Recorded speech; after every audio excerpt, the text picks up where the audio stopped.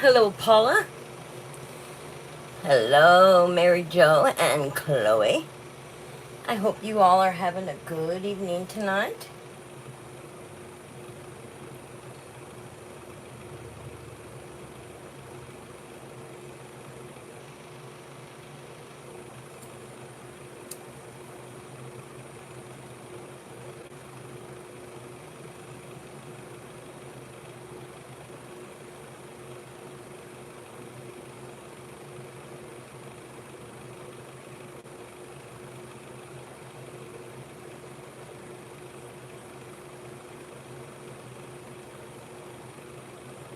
We're going to be getting started real soon.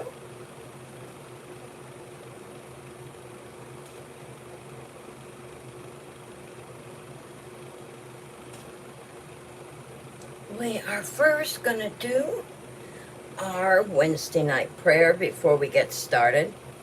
I did come on a little bit early tonight, so we'll give people time to come in.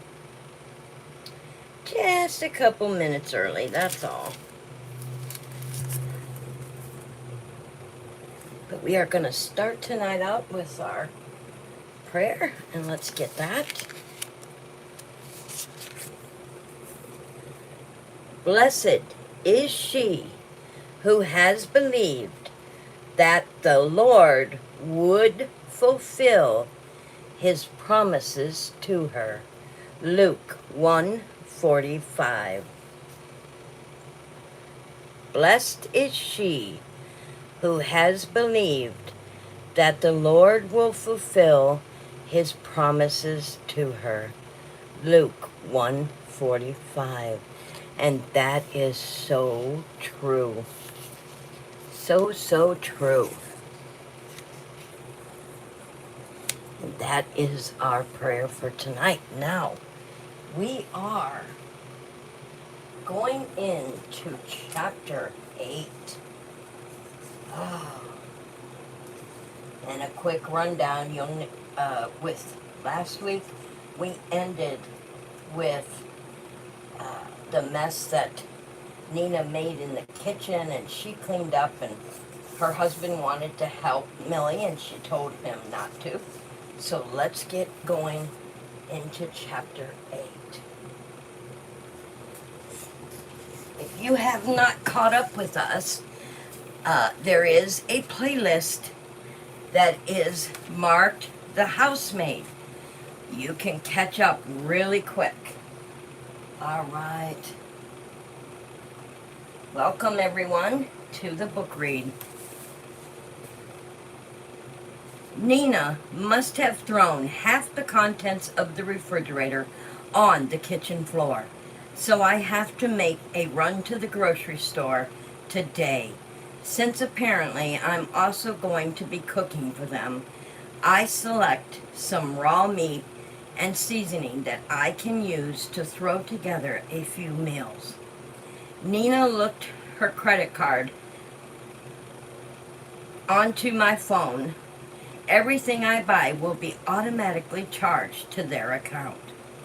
In prison, the food options were not too exciting. The menu rotated between chicken, hamburgers, hot dogs, lasagna, burritos, and a mystery fish patty that always made me gag.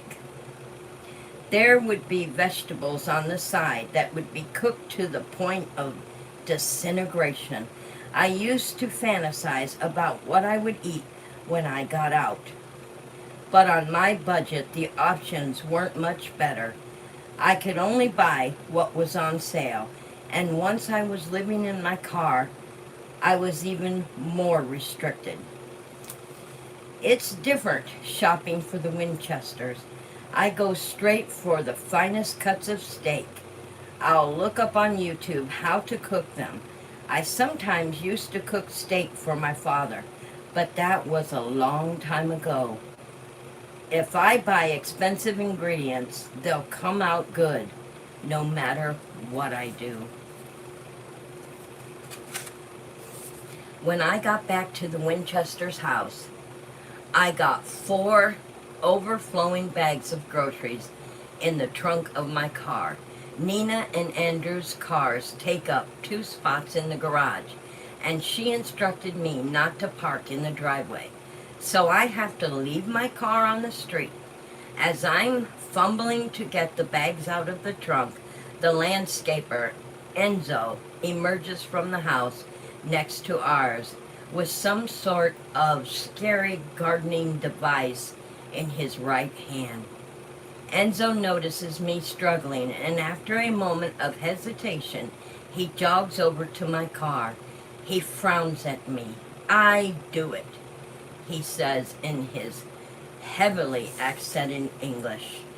I start to take one of the bags, but then he scoops all 4 of them up in his massive arms, and he carries them to the front door. He nods at the door, waiting patiently for me to unlock it. I do it as quickly as possible, given that he's carrying about 80 pounds worth of groceries in his arms.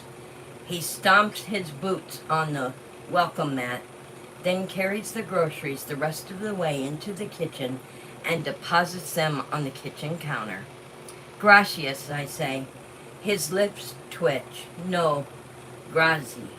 Grazie," I repeat. He lingers in the kitchen for a moment, his brows knitted together. I notice again that Enzo is handsome, in a dark and terrifying sort of way. He's got tattoos on his upper arms, particularly obscured by his t-shirt. I can make out the name Antonio, inscribed in a heart on his right bicep. These muscular arms could kill me without him breaking a sweat, if he got it into his head to do so. But I don't get a sense that this man wants to hurt me at all. If anything, he seems concerned about me. I remember what he mumbled to me before Nina interrupted us the other day. Danger. What was he trying to tell me? Does he think I'm in danger here? Maybe I should download a translator app on my phone. He could type in what he wants to tell me, and a noise from upstairs interrupts my thoughts. Enzo sucks in a breath. "I go," he said, turning on his heel and striding back towards the door. But I hurry after him, but he's much faster than me. He's out the door before I even cleared the kitchen. I stand in the living room for a moment, torn between putting away the groceries and going after him. But then, the decision is made for me when Nina comes down the stairs to the living room, wearing a white pantsuit. I don't think I've ever seen her wear anything besides white. It does complement her hair, but the effort of keeping it clean would drive me crazy. Of course, I'm going to be the one taking care of all the laundry from now on. I make a note to myself to buy some more bleach next time I'm at the grocery store. Nina sees me standing there and her eyebrows shoot up to her hairline. "Millie?" I force a smile. "Yes." "I heard noises down here. Were you having company?" "No, like that." "You may not invite strangers into our home." She frowns at me. "If you want to have any guests over, I expect you to ask permission and give us at least 2 days' notice. And I would ask you to keep them in your room." "It was just that landscaper guy," I explained. "He was helping me carry groceries into the house, that's all." I had expected the explanation would satisfy Nina, but instead her eyes darkened. A muscle twitched under her right eye. "The landscaper? Enzo? He was here?" I rubbed the back of my neck. "Is that his name? I don't know. He just carried the groceries in." Nina studies my face as if trying to detect a lie. I don't want him inside the house again. He's filthy from working outside. I work hard to keep this house clean. I don't know what to say to that. Enzo wiped his boots off when he came into the house, and he didn't track in any dirt, and nothing is comparable to the mess I saw when I first walked into this house yesterday. Do you understand me, Millie? She presses me. Yes, I say quickly, I understand. Her eyes flicked over me in a way that made me very uncomfortable. I shift between my feet. By the way, how come you never wear your glasses? My fingers fly to my face. Why did I wear those stupid glasses the first day? I should never have worn them. And when she asks about them yesterday, I should have lied. She arches an eyebrow. I was up in the bathroom in the attic, and I didn't see any contact lens solution. I didn't mean to snoop, but if you're going to be driving around with my child at some point, I expect you to have good vision. Right. I wipe my sweaty hand on my jeans. I should have some clean. The thing is, I don't really. I clear my throat. I don't actually need glasses. The ones I was wearing at my interview were more sort of decorative, you know? She licks her lips. I see. So you lied to me. I wasn't lying. It was a fashion statement. Yes, her blue eyes are like ice. But later I asked you about it, and you said you had on contacts. Didn't you? Oh, I wring my hands together. Well, I guess. Yes, I was lying at that time. I guess I felt embarrassed about the glasses. I'm really sorry. The corners of her lips tugged down. Please don't lie to me ever again. I won't. I'm so sorry. She stares at me for a moment, her eyes unreadable. Then she glances around the living room, her eyes sweeping over every surface. And please, clean up this room. I'm not paying you to flirt with the landscaper. With those words, Nina strides out the front door, slamming it behind her. And that takes us to chapter 9. Nina is at her PTA meeting tonight, the one I ruined by throwing out her notes. She is grabbing a bite to eat with some of the other parents, so I've been tasked with making dinner for Andrew and Cecilia. The house is so much quieter when Nina isn't here. I'm not sure why, but she just has energy that fills the entire space. Right now, I'm alone in the kitchen, searing a filet mignon in the frying pan before sticking it in the oven. And it's heavenly, silent in the Winchester's household. It's so nice.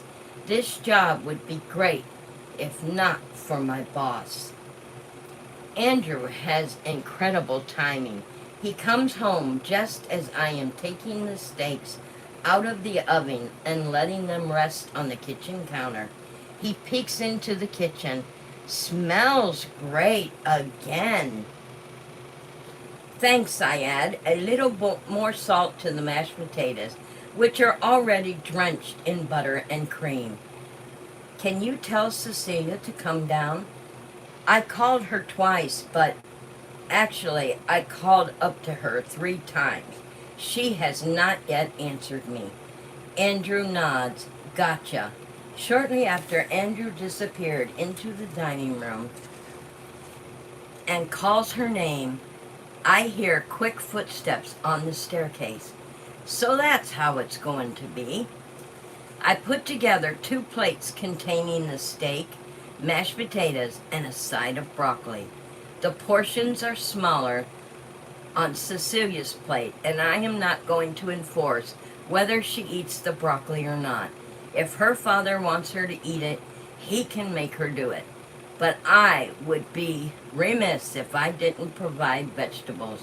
When I was growing up, my mother always made sure to have a serving of vegetables on the dinner plate. I'm sure she's still wondering where she went wrong with raising me. Cecilia is wearing another of her overly fancy dresses in an impractical pale color. I've never seen her wear normal kid clothing, and it just seems wrong. You can't play in the dresses Cecilia wears. They're too uncomfortable and they show every speck of dirt. She sits down at one of the chairs at the dining room table, takes out the napkin and lays it out, and places it down on her lap daintily. For a moment, I'm a bit charmed. Then she opens her mouth. "Why did you give me water?" She crinkles her nose at the glass of filtered water I put on her plate setting. "I hate water. Get me apple juice." If I had spoken to someone like that when I was a child, my mother would have smacked my hand and told me to say please. But Cecilia isn't my child, and I haven't managed to endure myself to her yet. In the time I've been here. So I smiled politely, take the water away, and bring her a glass of apple juice. When I place the new glass in front of her, she carefully examines it. She holds it up to the light, narrowing her eyes. "This glass is dirty. Get me another one." "It's not dirty," I protest. "It just came out of the dishwasher." "It's smudge." She makes a face. "I don't want it. Give me another one." I take a deep, calming breath. I'm not going to fight with this little girl. If she wants a new glass for her apple juice, I'll get her a new glass. As I am fetching Cecilia her new glass, Andrew comes out to the dining room table. He's removed his tie and unbuttoned the top button of his white shirt. Just the tiniest hint of chest hair peeks out, and I have to look away. Men are something I am still learning how to navigate in my post-incarceration life. And by learning, I, of course, mean that I am completely avoiding it. At my last waitressing at that bar, only my job since I got out. My only job since I got out. Customers would ask me out and I would always say no. There just isn't room in my messed up life right now for something like that. And of course, the men who asked me were men I wouldn't have ever wanted to go out with. I went to prison when I was 17. I wasn't a virgin, but my only experience included clumsy high school sex. Over time in jail, I would sometimes feel the tug around the attractive male guards. Sometimes the tug was almost painful. And one of the things I looked forward to when I got out was the possibility of having a relationship with a man, or even just a man's lips against mine. I want it, of course I do, but not now, someday. Still, when I look at a man like Andrew Winchester, I think about the fact I haven't ever touched a man in over a decade. Not like that, anyway. He's not anything like those creeps at the seedy bar where I used to waitress. When I do eventually put myself back out there, he's the sort of man I'm looking for, except obviously not married. An idea occurs to me. If I ever want to release a little tension, Enzo might be a good candidate. No, he doesn't speak English, but It's just one night. It shouldn't matter. He's like, he would know what to do without having to say much. And unlike Andrew, he doesn't wear a wedding ring, although I can't help but wonder about this Antonia person whose name is tattooed on his arm. I wrench myself from my fantasies about the sexy landscaper as I return to the kitchen to retrieve the 2 plates of food. Andrew's eyes light up when he sees the juicy steak, seared to perfection. I am really proud of how it came out. "This looks incredible, Millie," he says. "Thanks." I look over at Cecilia, who has the opposite response. "Yuck. This is steak." Stating the obvious, I guess. "Steak is good," Cece, Andrew tells her.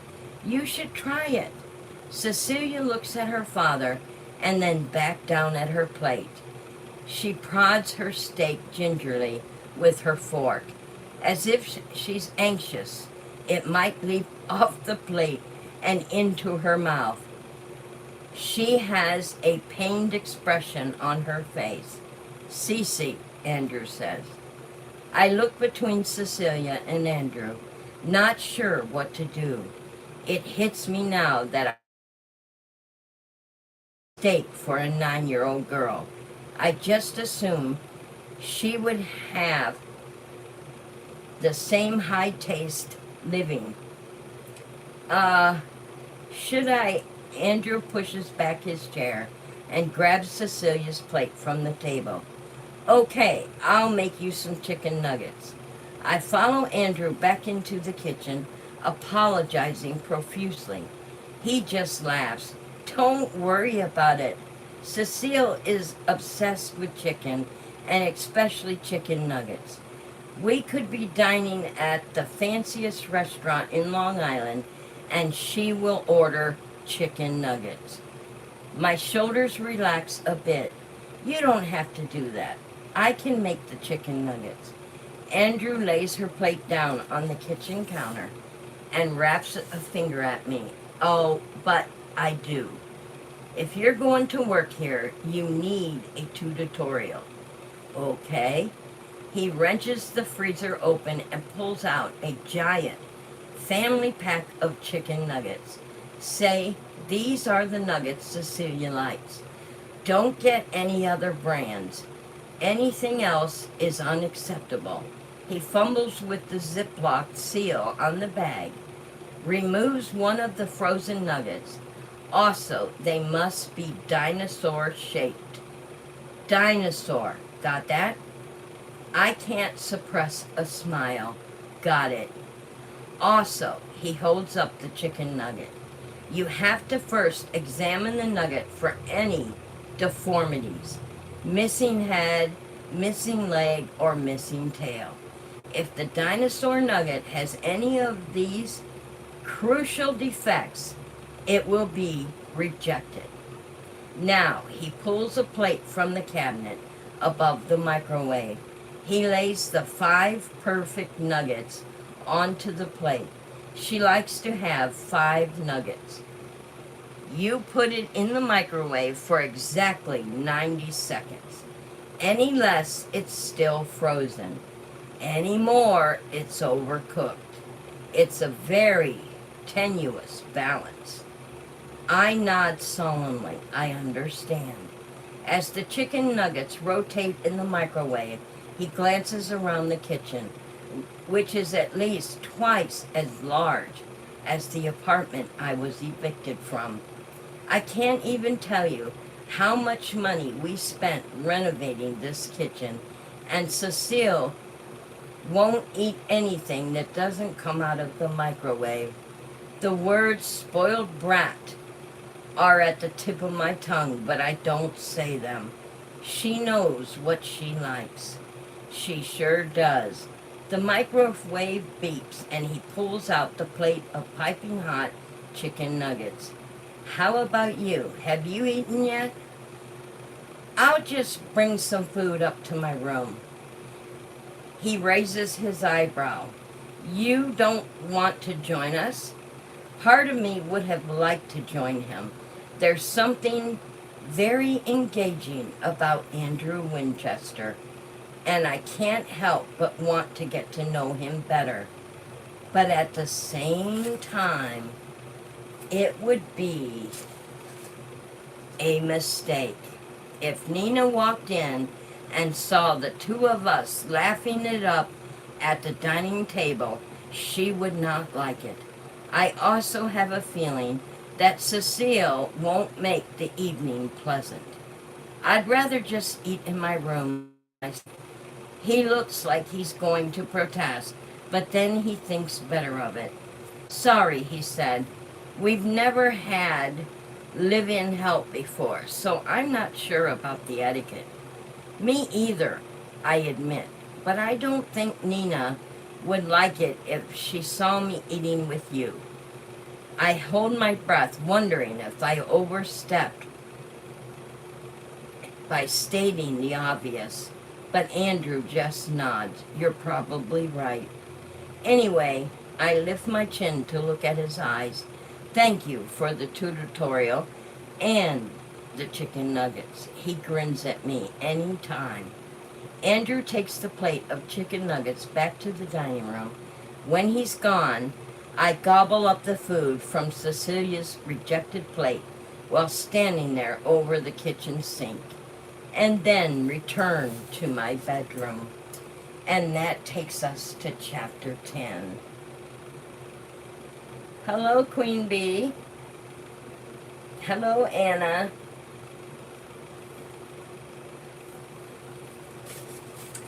Let's see how long chapter 10 is. That's okay. Chapter 10.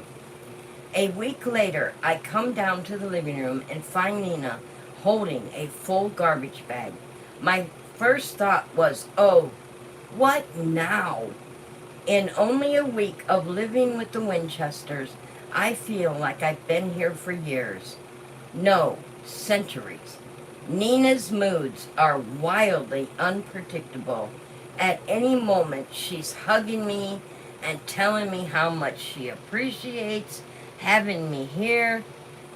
And then in the next, she's berating me for completing some task she never even told me about.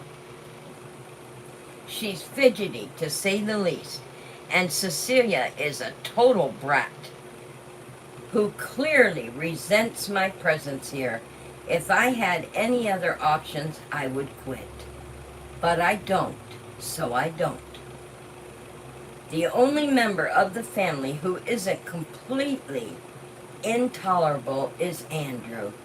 He is not around much, but my few interactions with him have been uneventful. And at this point, I'm thrilled with uneventful. Truthfully, I feel sorry for Andrew. Sometimes it can't be easy being married to Nina. I hover at the entrance of the living room, trying to figure out what Nina could possibly be doing with the garbage bag. Does she want me to sort the garbage from now on? Alphabetically, and by color and odor? Have I purchased some sort of unacceptable garbage bag and now I need to rebag the garbage? I can't even begin to guess. Millie, she calls out. My stomach clenches. I have a feeling I'm about to figure out what she wants me to do with the garbage. Yes. She waves me over to her. I try to walk over like I'm being led to my execution. It's not easy. Is there anything wrong, I ask? Nina picks up the heavy garbage bag and drops it on her gorgeous leather sofa. I grimace, wanting to warn her not to get garbage all over the expensive leather material. I just went through my closet, she says. And unfortunately, a few of my dresses have gotten a tad too small, so I've collected them in this bag. Would you be a dear and take this to the donation bin? Is that it? That's not so bad. Of course, no problem. Actually, Nina takes a step back, her eyes raking over me. What size are you? A 6? Her face lights up. Oh, that's perfect. The dresses are all a size 6 or 8. 6 or 8? Nina looks like she's at least a size 14. She must have cleared out her closet in a while. Oh. You should take them, she said. You don't have any nice clothes. I flinch at her statement, although she's right. I don't have any nice clothing, and I'm sure if I should. Of course you should, she thrust the bag in my direction. They would look amazing on you. I insist. I accept the bag from her and nudge it open. There's a little white dress on top, and I pull it out. It looks incredibly expensive, and the material is so soft. I want to bathe in it. She's right. This would look amazing on me, and it would look amazing on anyone. If I do decide to get out of here and start dating again, it would be nice to have some decent clothing, even if it's all white. Okay, I agree. Thank you so much. This is so generous of you. You're very welcome. I hope you enjoy them. And if you ever decide you want it back, just let me know. When she throws back her head and laughs, her double chin wobbles. I don't think I'm going to drop any dress sizes anytime soon, especially since Andy and I are having a baby. My mouth falls open. You're pregnant? I'm not sure if Nina being pregnant is a good or bad thing, although that would explain her moodiness. But she shakes her head. Not yet. We've been trying for a bit, but no luck. But we're both really eager to have a baby, and we've got an appointment with a specialist soon.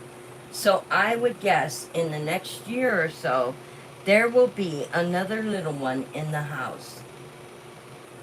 I'm not sure how to respond. Congratulations? Thank you, she beams at me. Anyway, please enjoy the clothes, Millie. Also, I have something else for you. She fishes around in her white purse and pulls out a key. You wanted a key to your room, didn't you? Thank you. After that first night, when I woke up in terror thinking I was locked in the room, I haven't given that much thought up to the lock on the door. I've noticed the door sticks a bit, but nobody is sneaking up to my room and locking me in there. Not that the key would help if I were inside, but I pocket the key. It might be good to lock the door when I leave. Nina seems like somebody who might snoop. Also, this seems like a good time to bring up another of my concerns. One other thing, the window in the room doesn't open. It seems like it's painted shut. Is it? Nina sounds like she finds this to be particularly uninteresting piece of information. It's a fire hazard, probably. She looks down at her nails and frowns at where one of the paint is chipped. I don't think so. Well, I'm not sure, but I mean, the room should have a window that opens, shouldn't it? It does get awfully stuffy up there. It doesn't actually get stuffy. The attic is drafty, if anything, but I'll say what I have to if it means getting the window fixed. I hate the idea of the only window in the room being it shut. I'll have somebody look at it then, she said. That makes me think she is absolutely never going to get someone to look at it. And I will never have a window that opens. She glances down at the garbage bag. Millie, I'm happy to give you my clothes, but please don't leave that garbage bag lying around our living room. It's bad manners. Oh, sorry, I mumble. And then she sighs like she doesn't know what to do with me. And that takes us to chapter 11. Oh, guys, I have a feeling something is coming. I mean, here's a woman who is berating this girl and trashes the kitchen, and now she's giving her a bag of expensive clothing. Don't you find that a little odd? I have a feeling something is coming with that one. And that is where we are stopping tonight. And we will pick up on chapter 11 next Wednesday. And I want to thank you all for coming in to the book read. It is sure, I mean, I don't know how you guys feel, but to me, it's every chapter it gets deeper and deeper, and you can almost sense what's coming next. So, I hope you look forward to next week. God bless. Have a good night and sweet dreams, everyone.